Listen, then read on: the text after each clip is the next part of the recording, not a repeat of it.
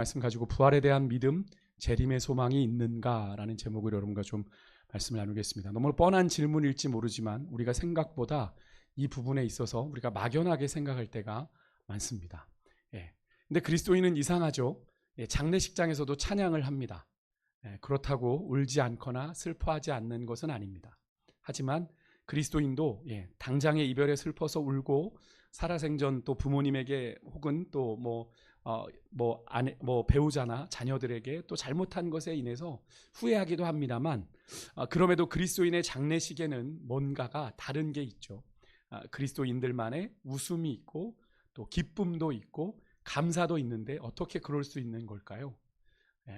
그것은 분명한데 이것으로 끝이라는 생각을 하지 않기 때문에 그렇습니다. 그죠? 그런데 대체 그리스도인들이 그렇게 생각하면서 위로를 받고 위로하는 근거는 그럼 무엇일까요? 오늘 본문이 그 답을 줍니다. 아마도 당시의 데살로니가 교회 성도들은요, 그리스도의 재림을 경험하지 못하고 육신의 죽음을 맞이한 사람들이 자꾸 늘어나니까 그렇게 먼저 죽은 사람들은 주님 다시 오실 때 어떻게 되는지 불안해했던 것 같습니다. 어떻게 되는 거죠? 궁금했던 것 같아요. 그래서 아마도 이 데살로니가 교회를 바울을 대신해서 방문했던 디모데에게 그 질문을 던졌던 것 같습니다.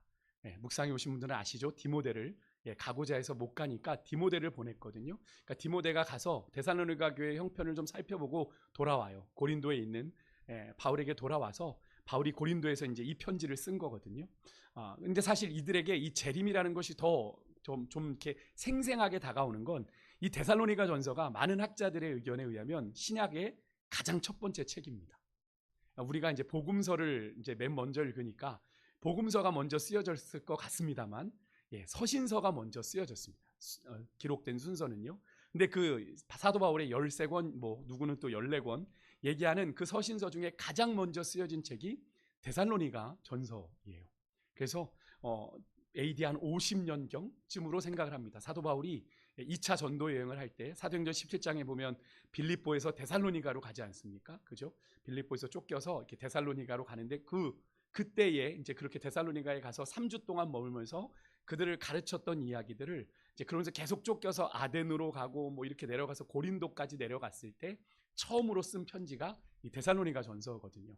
그러니까 50년이니까 예수님이 오심을 기점으로 BC와 AD가 나누어졌으니까, 그래서 예수님께서 33세에 죽으셨다고 본다면 약 20년 남짓한 지난 시간이니까, 우리가 한 20년 전을 생각하면 여러분 좀 생생하지 않습니까? 저도 한 20년 전 생각하면 30살에 아주 파릇파릇했던 생각이, 전도사 처음 시작했던 생각이 나는데, 그 기억이 지금 데살로니가 교회 성도들에게 있는 거죠. 예수님의 그 부활하심, 죽으심에 대한 이야기가 여전히 아직도 생생한데, 그 주님께서 분명히 말씀하신 거죠. 내가 다시 온다, 재림하신다 라고 말씀하신 거니까, 이제 그것을 믿고 이들이 지금 핍박 가운데 환난 가운데 있지만 믿음을 지키고 있는데 자꾸 옆에 있는 동료 성도들이 죽어나가는 거죠. 그러면서 어떻게 되는 거죠? 이제 불안해했던 것 같습니다. 그래서 사도 바울이 오늘 본문에서 13절에 이 문제를 이렇게 표현하는 거죠. 자는 자들에 관한 문제다, 이렇게 표현했습니다. 여기서 죽음에 대해서 사도 바울이 뭐라고 표현했어요? 잔다라고 표현했습니다. 이 표현에 이미 어떤 의미가 담겨 있습니까? 죽음이 영원한 끝이 아니다. 종말론적인 소망이 담겨 있습니다. 다시 산다라고 하는 부활의 소망이 담겨 있는 표현이죠. 그러니까 죽음에 대한 전혀 새로운 관점이에요. 왜냐하면 당시의 그리스 로마 문화에서, 그 당시 데살로니가가 이 로마 문화를 아주 좀 빨리 받아들인 케이스라, 기원전 1세기부터 로마 황제의 신전을 짓고 있을 정도로 데살로니가는 마게도냐 지역에서 가장 번영한 도시였습니다. 그런 가운데서 죽음 이후에 이들이 뭐라고 얘기했냐면, 희망이 없다, 죽음 이후는 끝이다, 죽는 걸로 이 세상은 끝이다라고 얘기를 했습니다. 그러니까 그렇게 생각하고 있는 것이 보편적인 죽음에 대한 인식인데, 죽으면 끝나는 건데, 사도 바울은 그 죽음을 어떻게 해요? 다시 일어난다고 하는 자는 걸로 표현을 하고 있는 거죠. 상당히 새로운 인사이트죠. 물론 복음서에서도 예수님이 이런 표현을 쓰신 적이 있죠. 어느 때 쓰셨죠? 회당장 야이로의 딸, 그죠? 야이로의 딸에게 고치러 갈 때 아이가 죽은 것이 아니라 잔다고 했을 때 많은 이들이 비웃었죠. 그렇지만 주님께서는 살리셨죠. 진짜 자고 있던 아이가 일어난 것처럼 살리셨는데요. 어쨌든 사도 바울이 여기서 자는 자들이라고 표현한 건 육신의 죽음을 어쨌든 의미하는 겁니다. 이미 죽음을 맞이한 자들에 대해서, 자고 있는 자들에 대해 사도 바울은 그 육신의 죽음의 문제에 있어서 4장 13절에 소망 없는 다른 이, 누구를 말하는 걸까요? 부활의 소망이 없는, 그죠? 이 세상이 전부요, 이 세상이 끝이라고 하는 그 시대에 관념을 가지고 있는, 죽음에 대한 관념을 가지고 있는 이들처럼 슬퍼하지 않게 하려고, 너희들이 그런 자들과 같이 슬퍼하지 않게 하려고 오늘 본문을 기록했다라고 말합니다. 그러니까 그들의 슬픔은 소망이 전혀 없는 끝이죠. 절망적인 슬픔입니다. 그래서 우리가 장례를 치르다 보면, 불신자 가정에 장례를 집례하다 보면 고인의 육신의 죽음을 마지막으로 보는 입관 때나 또 그 육신을 태우는 화장 때 가장 많이 유족들이 오열을 합니다. 왜냐하면 육신에 이제 더 이상 고인과 함께 할 수 없는, 고인의 마지막을 보는 게 입관이잖아요. 그리고 이제 그 고인의 정말 육신이 한 줌에 이 가루로 돌아가 버리는 그 화장터에서 제일 많이 오열을 하세요. 왜냐하면 끝이니까, 정말 더 이상은 볼 수 없으니까, 사진만 볼 수 있을 뿐이니까. 정말 마지막으로 생각하는 그런 거죠. 하지만 그리스도인은 다르죠. 맞습니까? 우리는 그 순간이 끝이 아닙니다. 그렇죠? 그래서 우리는 마지막 천국 환송 예배를 드리면서, 제가 이담유 장로님 또 우리 고 박창선 집사님을 장례 치르면서도 그렇게 이야기를 드렸어요. 천국 환송 예배를 드리며 우리는 장로님, 집사님, 우리 천국에서 다시 만납시다. 다시 만납시다. 뭐 세상 사람들이 들으면 저건 미친 소리 하는 거 아니야 라고 얘기하겠지만, 우리는 그 소망이 우리에게 있는 줄 믿습니다. 여러분에게도 있으시죠? 아멘이십니까? 그래서 사도 바울은 그 죽음에 대해서 그리스도인들이 가진 이 생각, 이것이 끝이 아니라고 하는 이 생각을 통해서 어떻게 그리스도인들이 위로를 받고 위로하는지를 첫 번째 근거로 자연스럽게 연결하는데, 그게 뭐냐면, 첫 번째, 우리에게 뭐가 있다? 부활이 있다. 아멘이십니까? 우리에게 부활이 있습니다. 14절에 보면 사도 바울은 예수께서 죽으셨다가 다시 살아나신 부활에 대한 성도들의 믿음을 근거로, 그죠? 너희들이 그것을 믿을진대 그러잖아요. 그죠? 믿을진대, 그들의 믿음대로 하나님이 예수 안에서 자는 자들, 곧 예수를 믿고 죽은 자들을 예수님이 함께 데리고 오신다라고 얘기를 하는 거예요. 사도 바울은 예수님께서 죽으시고 다시 살아나셨다라고 하는 이 부활은 기독교의 핵심 교리 아닙니까? 그죠? 이 믿음을 전제로 부활의 소망을 말하고 있는 거예요. 여러분, 이 부활에 대한 믿음이 여러분에게 분명히 있으시기를 주의 이름으로 축복합니다. 아까 제가 기도하면서도 말씀드렸지만 이 부활은 정말 중요한 거예요. 그래서 사도 바울이 이 부활이 없으면 우리처럼 어리석고 미련한 자가 없다고 그랬어요. 예수 믿는 자들처럼. 그러니까 부활은 사실이란 말이에요. 부활의 증인들이 너무나 많았습니다. 성경에만 기록되어 있는 것이 아니라 그 당시에 백부장이나 이런 사람들을 통해서 예수님의 부활이 고백되고 있지 않습니까? 여러분, 이것을 정말 저는 여러분들이 그저 교리로만, 부활의 이론으로만 여러분이 아는 것과 여러분 믿는 것은 달라요. 그죠? 그 사실을 이론으로 교리적으로만 아는 것으로는 여러분의 삶이 변하지 않아요. 여러분의 삶이 변하지 않습니다. 내가 이 부활한다, 내가 주님과 함께 부활한다는 사실을 온전히 믿을 때 여러분, 우리의 삶이 변하게 되는데, 여러분의 삶은 어떠세요? 그것을 믿는 자로 살고 계십니까? 아니면 그것을 그냥 아는 자로, 부활할 거지라고 아는 자로 살고 계세요? 여러분, 부활의 믿음이 또 소망이 여러분의 삶에 어떤 영향을 주고 계십니까? 어떤 영향을 주고 계세요? 그 당시 부활의 소망을 가진 초대교회 성도들은 그들의 생명도 아끼지 않고 그 고난과 환난과 핍박 가운데 생존이 위협받는 그 현실에서도 믿음에 타협하지 아니하고 믿음을 지켜내지 않았습니까? 여러분, 과연 우리들, 저는 그런 생각을 가끔 해봅니다. 요즘 이 시대에 만약 우리가 일제시대와 같은 6.25 동란과 같은 그런 우리의 믿음을 도전하며 생존의 자리에 서게 했을 때 과연 우리는 몇이나 그 믿음 앞에 내 생명을 내어놓을 수 있을까? 과연 몇이나 될까요? 그리 많지 않을 것 같은 그런 좀 암담한 생각이 좀 들기는 합니다. 오늘 우리의 현실이 그렇죠. 그래서 여러분, 우리의 정말 이 부활 신앙이 여러분 우리의 삶에 영향을 줄 수 있어야 돼요. 다른 가치로 우리가 살아갈 수 있는 은혜가 있어야 되는데요. 물론 그리스도인에게도 이 죽음이라는 건 여러분 슬픈 일입니다. 이렇게 말씀을 드리면 가끔 그렇게 생각하십니다. 그리스도인들의 장례식에서는 뭐 울으면 안 되고 막 이러면 뭔가 막 죄 짓는 것 같고 눈치 보는 분들이 계시는데, 여러분 그러지 않으셔도 됩니다. 우리도 인간인지라 지금 당장 육신의 이별론 슬퍼요.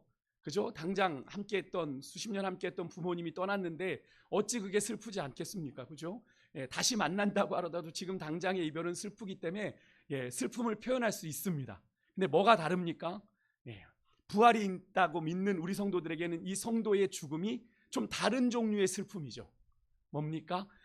세상의 사람들은 다시 만나지 못하는 절망의 슬픔이라면 부활이 있다고 믿는 소망하는 자들의 슬픔은 어떤 것이겠어요? 부활이 있는 주님의 성도에게는 이 죽음은 새로운 시작이죠. 새로운 생명, 영생으로 나아가는 관문이 되는 거죠. 맞습니까? 아멘이십니까? 영생의 삶이 시작되는 거잖아요. 영원한 삶, 주님과 함께 영원히 하늘나라에 거하는 삶이 시작되는 거잖아요. 그래서 여러분, 죽음 없는 부활이 없는 거예요. 죽어야 부활합니다. 그죠? 헤어짐 없이는 재회하는 일도 없는 거예요. 헤어져야 됩니다. 그죠? 헤어져야 다시 만나는 거예요. 여러분, 부활의 소망을 품은 자들의 슬픔은 이 세상에 소망이 없는 이들과는 차원이 다른 슬픔입니다. 다시 만날 재회의 소망, 또 영생으로 나아가는 기쁨의 소망이 있는 거죠. 그래서 사도 바울은 오늘 본문 4장 16절 17절에서 이렇게 말하고 있습니다. 우리 같이 한번 좀 아까 읽었지만 다시 읽을게요. 시작. 주께서 호령과 천사장의 소리와 하나님의 나팔 소리로 친히 하늘로부터 강림하실 때 먼저는 그리스도 안에서 죽은 자들이 일어나고 우리 살아남은 자들도 그들과 함께 구름 속으로 끌어올려 공중에서 주를 영접하게 하시리니 그리하여 우리가 항상 주와 함께 있으리라. 아멘. 여러분, 이 부활의 약속과 이 재림의 소망을 여러분 믿으십니까? 믿으시길 바랍니다. 사도 바울은 18절에 이 말로 우리가 서로 위로해라 이렇게 말하고 있습니다. 여러분, 우리가 사실 이 데살로니가 교회 성도들의 형편은 여러분들이 묵상하면서 묵상집을 통해서도 보셨는지 모르지만 신앙생활하기 되게 어려운 곳에서 이들이 신앙생활하고 있었습니다. 그들의 수호 신도 섬기고 로마 왕대도 섬기고 그리스 신도 섬기고 이집트 신도 섬기고 그러느라 사실 믿음을 지킨다는 건 생존을 건 일이었거든요. 근데 그런 가운데 이들이 정말로 주님의 다시 오심을 간절히 기다렸는데 그 주님의 재림이 오기 전에 자꾸 죽어나간 사람들로 인해서 마음이 자꾸 번민되고 불안함이 오고 염려가 오고 있는데 사도 바울은 그 이야기를 듣고 너희들이 이 말, 주님이 오신다는 이 약속의 말씀으로 너희가 어떻게 해요? 서로 위로하라. 주님 다시 오실 땐 우리가 먼저 죽은 자들이 들려 올라가고 그 다음에 살아남은 자들도 함께 올라가 주님을 영접하게 되고 우리가 주님과 함께 항상 함께 있게 되는 영원히 거하게 되는 약속을 여러분이 믿으시고 오늘 이 밤에 이 만만치 않은 세상에서 믿음을 지키느라 치열하게 살아가시는 여러분들에게도 이 사실이 위로가 되고 격려가 되고 소망이 되시기를 주의 이름으로 축복합니다. 둘째로 우리 그리스도인들이 육신의 죽음을 끝이라 여기지 않고 위로를 받는 두 번째 근거는 주님이 도둑같이 다시 오실 것이기 때문에 그렇습니다. 조금 전에 읽었던 4장 16절 17절의 말씀에서 우리가 본 것처럼 우리 주님이 이 땅에 재림하실 때 먼저 주 안에서 죽은 자들이 일어나고 그렇게 죽음을 통해서 주님을 만나지 않는다면 어떻게 해요? 주님이 오셔서 살아있는 우리를 하늘로 영접하여 들이신다라고 말씀하고 있죠. 여러분, 우리 주님 반드시 다시 오십니다. 믿으십니까? 주님 승천하실 때 하신 약속이잖아요. 사도행전 1장 11절 보면 이렇게 말씀했어요. 같이 읽습니다. 시작. 이르되 갈릴리 사람들아 어찌하여 서서 하늘을 쳐다보느냐 너희 가운데서 하늘로 올려지신 이 예수는 하늘로 가심을 본 그대로 오시리라 하였느니라. 이 말은 예수님이 하신 말이 아니죠. 주님이 승천하실 때 제자들 가운데 있었던 흰옷 입은 두 사람입니다. 성경에 보니까 두 사람인데 두 사람이라고 표현하고 있지만 천사들이죠. 이 천사들의 증언은 예수님께서 살아계셨을 때 이미 하신 말씀을 다시 제자들에게 되새김해 준 말씀입니다.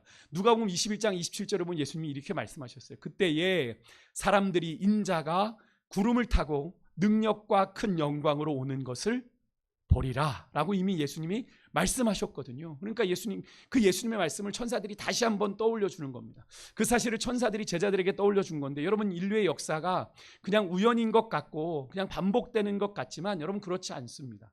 인류의 역사는 종착점을 향해 가요. 어떤 특정한 지점을 향해 계속 나아가고 있는데 그 지점이 어디예요? 예수님께서 이 땅을 통치하기 위해 재림하시는 그때, 그죠? 마지막 그때를 향해 인류의 역사는 계속 나아가고 있다는 것을 여러분 기억하셔야 됩니다. 세상은 역사는 반복되는 거야, 그냥 이렇게 돌아가다 마는 거야, 이렇게 돌아가는 거야 라고 얘기하지만 그렇지 않다라는 거예요. 이 세상의 끝이 반드시 있습니다. 여러분 믿으십시오. 그때 주님이 다시 오셔서 이 땅을 심판하시는 거예요. 그래서 여기에서 보면 사도행전 1장 11절에 천사들이 한 말 중에 이런 말이 있죠. 어찌하여 서서 하늘을 쳐다보느냐, 하늘만 쳐다보고 있냐 너희들 왜?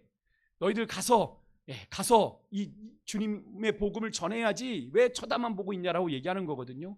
여러분, 이 모습이 당시 이 데살로니가 교회 성도들의 모습이 딱 그러했습니다. 주님 다시 오실 그날만, 재림의 날만 바라보다 보니 언제 오시나, 그죠? 그때 그 시기만 늘 생각하게 되는 거죠. 거기에 너무 집착하게 되면 주님이 다시 오실 때와 시기에 있어서 그런 모습을 가졌던 겁니다. 주님 언제 오시나 늘 거기만 바라보고 있는 거예요.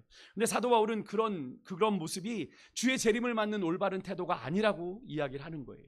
5장 1절과 2절을 보면 데살로니가 교회들을, 성도들을 향해서 이렇게 말하죠. 때와 시기에 관하여 내가 너에게 쓸 게 없다.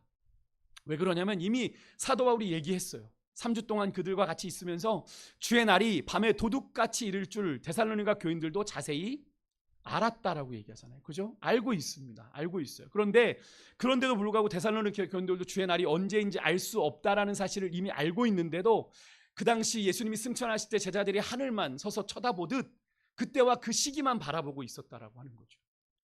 근데 그것이 오기 전에 우리는 그때만 바라보고 살 것이 아니라 우리가 오늘을 살아내야 되잖아요. 그죠? 오늘 내가 이 땅에서 감당해야 될 복음의 증인된 삶을 살아내야 되는데 그것만 바라보고 있는 거죠. 그래서 사도 바울이 분명히 말합니다. 5장 3절에 그들이 평안하다 안전하다 할 그때에, 여러분 당시는 로마가 다스릴 시대잖아요. 여러분 팍스 로마나 아시죠? 로마로 인한 평화, 200년 동안 지속됐던 로마의 평화 시기, 그것을 염두에 두고 사도 바울이 얘기한 것 같습니다. 너희들이 그렇게 평안하다, 야 살만하다, 안전하다 할 그때에, 그렇게 너희들이 육적으로 영적으로 안일함에 빠져 있을 때 임신한 여자에게 갑자기 해산의 고통이 양수가 터져 오는 것처럼 멸망이 갑자기 이를 거다라고 예고하면서, 근데 그것을 결코 피할 수 없다라고 사도 바울은 이야기하는 거죠. 실제로 사도 바울이 데살로니가 전서를 이렇게 기록한 뒤에 20년 후에 AD 70년경에 예루살렘 성전이 로마에 의해서 파괴되는 끔찍한 사건이 일어나기도 합니다. 그것을 생각해 봤을 때 이 사도 바울의 이 경고가, 갑자기 그런 날이 이른다라고 하는 이 경고가 결코 허투루 들리지 않는 그런 역사적인 사건이죠. 예루살렘 성전이 파괴되었다라고 하는 건 예루살렘 그 당시에 초대교회가 다 짓밟혔다라는 걸 의미하는 거니까요. 그러므로 사도 바울은요 6절에서 때와 시기를 아는 게 중요한 게 아니라 주님이 언제 오시든 너희들이 부끄럽지 않도록 영적으로 깨어 있어 준비한 삶을 살아야 된다라는 걸 강조하고 있어요. 그러면서도 4절과 5절에 저는 이 말씀이 여러분들에게 좀 위로가 되었으면 좋겠는데, 우리 성도들 중에도 제가 한 2주 정도 연이어 제가 계시록과 스가랴를 말씀드리면서 제가 공교롭게 계속 마지막 때에 대한 이야기를 드렸어요. 그런데 그것을 가지고 어떤 집사님이 저한테 그런 말씀을 하셨어요. 목사님, 두려워요. 두렵습니다. 목사님, 제가 그때를 잘 맞이할지 두렵습니다. 여러분 두렵다고 얘기하시는데 물론 그럴 수 있습니다. 두려울 수 있습니다. 하지만 여러분 데살로니가 교회 성도들 향해 사도 바울이 얘기하고 있는 걸 보십시오. 너희들은 어둠에 있지 아니하고 또 뭐라고 그래요? 빛의 아들이고 낮의 아들이기에 그런 데살로니가 교인들에겐 주님의 재림의 날이 어떻게 해요? 도둑같이 임하지 못한다, 않는다라고 말씀으로 위로와 소망을 전하고 있습니다. 여러분 당시에 주님의 재림이 언제 올지 때와 시기의 문제로 불안해하던 이 데살로니가 교회 성도들에게 사도 바울의 이 말씀은 상당히 위로가 되지 않았겠어요?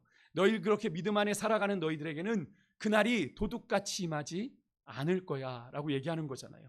사실 당연한 말씀이기도 하지 않습니까? 우리가 빛의 자녀로 날마다 주의 말씀 안에 빛의 조명하심 안에 살아가는데 여러분 주의 재림이 무슨 염려와 걱정거리가 되겠어요? 그죠? 날마다 말씀의 빛 가운데 조명 가운데 살아가는데 주의 재림이 무슨 염려거리가 되겠습니까? 그렇지 않습니까? 사도 바울의 이 말씀이 여러분들에게도 위로가 되실 수 있기를 주의 이름으로 축복합니다. 우리가 믿음 안에 서 있으면 염려할 것이 없는 거죠. 근데 우리가 믿음 안에 살아가지 못하니까 우리의 믿음의 확신이 자꾸 흔들리게 되는 거죠. 내가 잘 할 수 있을까? 자꾸 그런 생각들을 하게 되는데 우리는 완전할 수 없는 존재라는 걸 여러분들 기억하셔야 됩니다.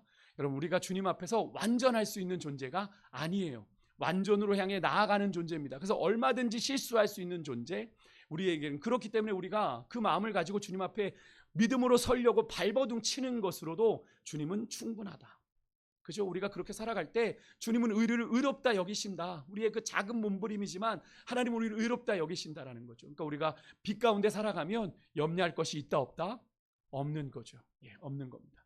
여러분, 그리스도인은 빛의 자녀로 세상의 어둠에 휩쓸리지 않고 깨어 있어야 되는 건데요. 여러분, 세상의 여러 가지 염려와 유혹이 또 물질적인 가치관이 교회와 성도들을 지금 많이 잠들게 하고 있습니다. 세속에 매몰시켜 가고 있습니다. 그래서 정말 너무나 안타깝지만 교회와 성도들이 점점 세속화되어 갑니다. 교회에서도 서슴지 않고 물질적인 이야기들을 해요. 그런 가치관으로 이야기합니다. 여러분, 그런 우리 그리스도인들이 구체적으로 어떻게 이런 시대를 살아야 될까요? 오늘 본문 8절에 사도 바울은 이렇게 좀 적극적으로 이야기해요. 8절 말씀 읽어볼게요. 시작. 우리는 낮에 속하였으니 정신을 차리고 믿음과 사랑의 호심경을 붙이고 구원의 소망의 투구를 쓰자. 무슨 말입니까? 그리스도인은 정신을 차리고 영적으로 굳건히 무장해야 된다는 거예요. 무장해야 오늘 이 시대에 사단이 정말 다양하게 우리를 유혹하지 않습니까? 정말 다양하게, 정말 세상이 화려해진 만큼 다양하게 유혹하고 있는데, 우리가 믿음과 사랑의 호심경을 붙이고 구원의 소망을 투고 주님을 향한 소망을 품고 깨어 살아야 하는 건데요. 이 권면 어디 권면하고 좀 비슷하지 않습니까? 에베소서 6장 11절에 마귀의 간궤를 능히 대적하기 위하여 하나님의 뭐를? 전신갑주를 입으라 라는 말씀과 동일한 권면이죠. 그런데 여러분, 이 영적인 이 에베소서의 말씀으로 잠깐만 넘어가면 여러분, 구원의 투구, 의의 호심경, 진리의 허리띠, 복음의 예비한 신, 믿음의 방패, 성령 말씀의 검, 그죠? 이것이 정상적으로 작동하려면 여러분 결정적인 것이 필요한데 그것을 사도 바울이 에베소서 6장 18절에서 이야기했는데 한번 같이 읽어볼게요. 같이 읽습니다. 시작. 모든 기도와 간구를 하되 항상 성령 안에서 기도하고 이를 위하여 깨어 구하기를 항상 힘쓰며 여러 성도를 위하여 구하라. 여러분, 이 한 구절 안에 무슨 단어가 가장 눈에 많이 들어오십니까? 이 한 구절 안에 기도죠. 기도입니다. 기도뿐 아니라 간구한다, 구한다 라고 기도를 의미하는 단어들이 이 한 구절 안에 계속 들어가 있어요. 여러분, 이 사실 우리에게 무엇을 말하는 거예요? 우리가 아무리 하나님의 전신갑주를 입었다고 하더라도 성령 안에 우리가 항상 기도하고 하나님의 뜻을 구하는 일들을 하지 않으면, 모든 기도와 간구로 나아가지 않으면 우리의 대적 사단의 권세를 우리가 물리칠 수 없다라는 걸 얘기하는 겁니다. 왜요? 사단은 끊임없이 우리를 넘어뜨리려고 도전하고 있으니까요. 여러분, 느끼지 않습니까? 내 마음이 주님께로 향하지 않는 걸 느끼잖아요. 우리가 살아가면서 이건 아닌데 라고 느끼는 순간들이 있지 않으십니까? 그러면 그때가 뭐예요? 기도할 때인 거죠. 사단이 나를 공격하고 있구나. 내가 무릎 꿇어야지. 그래서 오늘 우리가 이 밤에 모여 있는 건 아니겠어요? 여러분, 기도의 능력을 체험하시는 여러분과 제가 될 수 있길 간절히 소망합니다. 기도하지 않으면 끊임없이 염려가 우리를 지배하고요. 기도하면 소망 가운데 우리가 나아가게 되는 줄 믿습니다. 여러분, 기도로 여러분의 잠든 영혼을 깨우십시오. 여러분도 모르는 사이 세상의 사고에, 세상의 가치에 나도 모르는 새 잠들어 있는 영혼들이 있더라면 오늘 이 밤에 기도를 통해 여러분의 영혼을 깨우시고 성령 안에 철저하게 무장하는 오늘 이 밤이 되실 수 있길 주님으로 축복합니다. 끝으로 여러분, 그리스도인들이 죽음에 대한 태도가 소망 없는 이들과 다른 이유는 너무나 당연한 이야기지만 소망이 있기 때문에 그렇습니다. 무슨 소망입니까? 고린도전서 15장 20절에 사도 바울이 얘기한 것처럼 잠자는 자들의 첫 열매가 되신 예수님처럼 다시 사는 구원하는 자들에게 주시는 부활의 소망, 구원의 소망 때문이죠. 오늘 그래서 본문 5장 9절에 사도 바울이 이렇게 말합니다. 9절 말씀 한번 읽어볼게요. 하나님이 우리를 세우심은 노하심에 이르게 하심이 아니요 오직 우리 주 예수 그리스도로 말미암아 구원을 받게 하심이라. 하나님, 여기서 하나님이 우리를 세우셨다. 하나님이 우리를 성도로 부르셨다. 우리를 택하셔서 우리를 성도로 삼으셨다. 이유가 뭐예요? 우리를 노하심에 이르게 함이 아니라 우리를 벌 주시고자, 우리를 진노 가운데 두시고자 하심이 아니라 뭐예요? 오직 우리 주 예수 그리스도로 말미암아 구원을 받게 하려 하심이라. 한마디로 말하면 구원하기 위해서 우리를 택하여 부르셨다라는 거죠. 여러분, 이 사실 믿으십니까? 우리가 복음의 핵심으로 알고 있는 요한복음 3장 16절, 하나님이 세상을 이처럼 사랑하사 독생자를 주신 이유 뭐예요? 이는 저를 믿는 자마다 멸망치 않고 뭐예요? 영생을 얻게 하려 하심이라. 한마디로 구원하려 하심이라. 구원하려 하심이라. 여러분, 믿으십니까? 하나님이 우리를 택하여 부르사 당신의 자녀 삼으신 이유, 우리에게 노하고자 하심이 아니라, 우리를 벌하고자 하심이 아니라 구원하시기 위함이다. 하나님의 뜻은 구원하시기 위함이에요. 그러면서 사도 바울이 이어지는 10절에서 우리를 구원하시기 위해 그리스도께서 십자가에서 죽으셨다. 그리스도와 함께 영생의 복을 누리게 하신다라고 말씀하고 있어요. 여러분, 사실이 이러할진데 여러분, 우리가 예수 그리스도 안에서 부활의 소망을 갖지 못하고 살 이유가 있습니까? 없는 거죠. 세상은 그렇게 말할지 모릅니다. 이 부활에 대한 이야기를 세상이 소위 말하는 희망고문이라고 말할지 모르겠어요. 하지만 성경은 분명히 아니라 말합니다. 부활의 첫 열매 되신 예수님의 부활이 그의 뒤를 따라가는 우리 그리스도인들의 부활을 확실하게 보증하고 있기 때문에 그러죠. 부활의 첫 열매 되신 주님을 따라 우리 또한 부활의 두 번째, 세 번째 열매가 되어 부활의 영광을 누리게 될 걸 여러분 믿으십니까? 예수님을 다시 살리신 성령께서 우리 안에 내주하여 계시잖아요. 우리의 부활 또한 그 성령께서 보증해 주고 계십니다. 그러니까 우리가 그 성령의 인도하심 가운데 살아가면 우리가 이 부활의 소망이 흔들릴 이유가 하나도 없는 거죠. 부활의 소망이 흔들리지 않으면 우리는 주님의 다시 오심을, 주님의 재림을 우리가 두려워해야 될 이유나 무서워해야 될 이유가 전혀 없는 거죠. 믿으십니까? 여러분 안에 계신 성령께서 우리가 부활할 것을 이미 보증하고 계세요. 믿으십니까? 여러분, 그 소망 가운데 우리가 나아가는데요, 여러분, 예수 그리스도로 말미암아 우리가 붙드는 이 부활의 소망은 희망 고문이 아니라 확실한 주님의 약속이라는 사실을 여러분 믿으시고, 사도 바울처럼 그래서 우리는 이렇게 고백할 수 있는, 내가 죽는 것도 유익함이라. 내가 주 안에 죽어도 주님과 다시 사는 은혜가 우리에게 날마다 경험되기 때문에 여러분, 이 고백은 세상에서는 못하는 고백이잖아요. 그죠? 세상은 죽으면 끝이라고 생각하니까 이런 고백 못해요. 하지만 우리 믿음의 사람들은 이 고백을 합니다. 왜? 부활의 소망이 있으니까. 내가 죽어도 주님 안에 더 거룩한 존재로 내가 살게 될 걸 믿으니까. 여러분, 세상이 감당할 수 없는 이 놀라운 믿음의 고백으로 이 험한 세상을 부활의 소망 가운데 넉넉히 담대히 살아가시는 여러분과 제가 될 수 있기를 주의 이름으로 축복합니다. 우리 시간에 같이 찬양할 때 우리 아까 마지막 불렀던 살아계신 주, 이 찬양 같이 한번 다시 부를 때 우리가 좀 아까처럼 천천히 좀 부르기를 원하는데요, 우리가 이 찬양을 그냥 좀 바르게만 부르는데, 빠르게 부르는 것보다 좀 느리게 이 찬양을 부르면서 이 가사를 묵상했으면 좋겠습니다.